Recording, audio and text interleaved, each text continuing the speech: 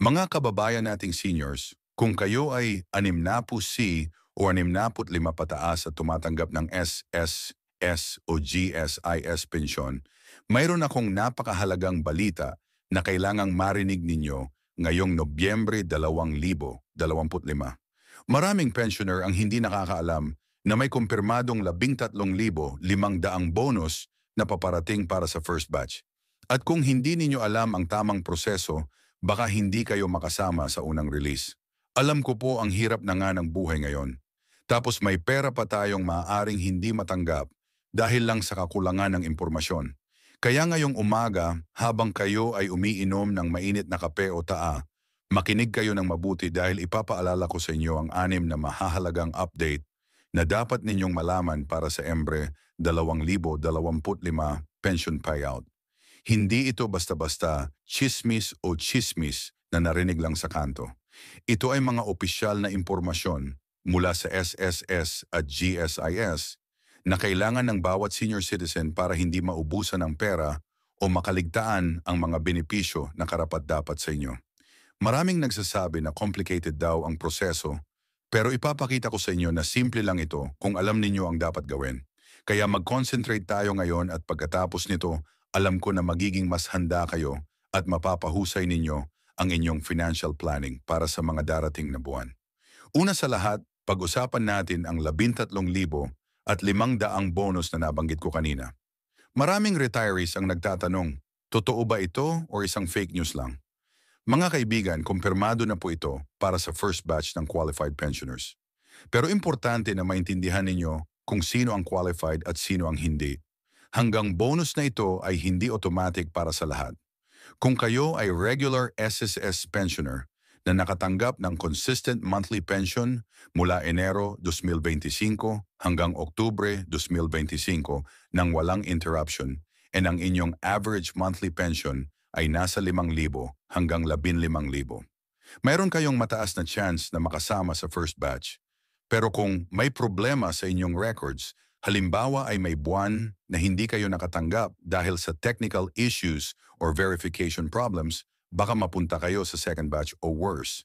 Baka kailanganin pa ninyong mag-submitting additional documents. Kaya ang una kong payo, tingnan ninyo ang inyong transaction history. Pumunta kayo sa pinakamalapit na SSS o GSIS branch o check ninyo online kung may mga buwan na delayed or missing ang payout.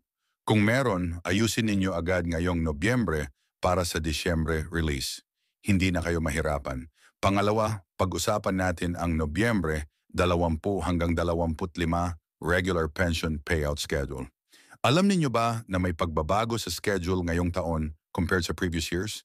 Usually, ang SSS ay naglalabas ng pension tuwing unang linggo ng buwan. Pero dahil sa system upgrade na ginawa nila last October, may slight adjustment sa release dates.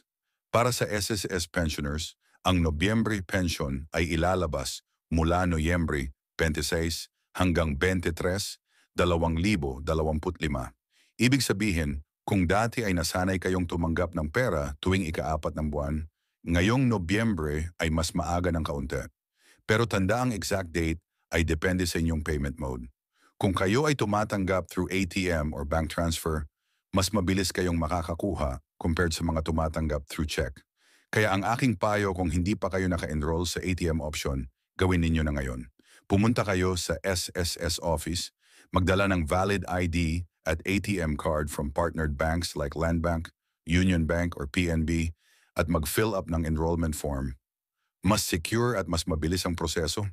Pangatlo, at ito ang hindi masyadong pinag-uusapan ng marami, may possible clawback o reduction sa pension ng mga may outstanding loans o mula sa nakaraang taon. Alam ko nakakatakot marinig yan pero kailangan nating maging realistic. Kung kayo ay nag-apply ng SSS salary loan o calamity loan noong 2024 at hindi pa tapos ang amortization, ang inyong Nobyembre pension ay bawas na ng monthly deduction. Halimbawa, kung ang regular pension ninyo ay 8,000 at ang monthly loan deduction ninyo ay 1,200, ang actual na matatanggap ninyo ay 6,800 lang. Pero huwag kayong mag-alala, ang 13,500 bonus na nabanggit ko ay separate from regular pension kaya hindi affected ng loan deductions yan. However, Kung may overpayment kayo mula sa system error last year, posibleng ibawas din yan sa bonus amount. Kaya importante na mag-verify kayo sa SSS o GSIS office kung may pending deductions ba kayo. Magdala kayo ng contribution record at loan payment history para clear kayong makakita kung magkano talaga ang darating sa inyo. Pangapat, maraming seniors ang hindi nakakaalam na may hidden benefits sila na pwedeng i-claim ngayong Nobyembre. Halimbawa, kung kayo ay qualified senior citizen na 65 taong gulang pataas, bukod sa SSS o GSIS pension, may social pension program pa mula sa DSWD na worth 500 kada buwan. Oo, maliit lang yan, pero over 1 year that's 6,000 na additional income. Maraming hindi nag-a-apply dahil hindi nila alam or nahihiya silang pumunta sa DSWD office. Pero mga kaibigan, wala ikahiya dyan. Yan ay karapatan ninyo bilang senior citizen. Pumunta kayo sa inyong barangay hall, humingi ng Certificate of Indigency at dalhin yan sa nearest DSWD office together with your senior citizen ID, valid ID at birth certificate. Usually within 2 to 3 months, makakakuha na kayo ng backlog payment. Another hidden benefit ay ang tax exemption. Kung ang annual pension income ninyo ay below 250,000, exempted kayo sa income tax under train law. Ibig sabihin ang lahat ng pension na natatanggap ninyo ay net amount na walang cash. Pero kung may additional income kayo from business or rental properties, magkaiba na yan. Kailangan ninyong mag-file ng annual tax return. Kaya ang payo ko, kung makikita kayo outside pension, mag-consult kayo sa accountant or BIR officer para malaman ninyo ang exact tax obligations ninyo. Panlima, importante na malaman ninyo ang tamang payout strategy para ma-maximize ang inyong retirement income. Maraming seniors ang ginagastos agad ang pensyon nila pagkatapos matanggap tapos wala na silang matira sa katapusan ng buwan. Mga kaibigan, kailangan nating maging wise sa pera lalo na ngayong tumataas ang presyo ng bilihin. Ang aking suggestion, gamitin ninyo ang 53D20 rule. Ang 50% ng inyong monthly pension ibukod ninyo for basic needs like pagkain, gamot at utility bills. Ang 30% naman for wants like regalo sa apo, occasional na luto ng special dish o kaunting entertainment. At ang 20% is-save ninyo for emergency fund. Halimbawa, kung ang monthly pension ninyo ay 10,000, ang 5,000 para sa needs, 3,000 para sa wants at 2,000 para sa savings. Tapos yung 13,500 bonus, huwag ninyong gastusin agad. I-divide ninyo yan into 3 parts. 5,000 for immediate needs or holiday expenses. 5,000 for emergency medical fund at 3,500 for pasalubong or gifts sa pamilya. Sa ganyang paraan, hindi kayo mauubusan ng pera sa gitna ng buwan at may safety net pa kayo kung may biglang emergency. Pangimat huli, kailangan ninyong malaman ang mga practical tips kapag pumupunta kayo sa SSS or GSIS office. Alam ko maraming seniors ang nag-complain na mahaba ang pila, mainit ang panahon, at nakakapagod maghintay. Pero may mga paraan para mas mabilis at mas komportable ang inyong experience. Una, huwag kayong pupunta ng Lunes or Friday dahil yan ang pinaka-BSI days. Pumunta kayo ng Tuesday, Wednesday, or Thursday morning, mga 8 to 9 a.m. para hindi gaanong maraming tao. Pangalawa, mag-prepare ng lahat ng documents bago kayo umalis ng bahay.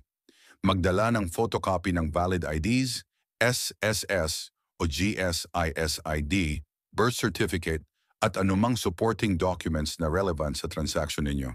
Maraming nade-delay dahil incomplete ang papers. Pangatlo, kung kaya ninyo magdalang kasama na kamag-anak o kaibigan para maitutulong sa inyo sa pag-fill up ng forms at paghintay. At huwag kalimutan magdala ng payong, tubig at meds kung may maintenance kayo.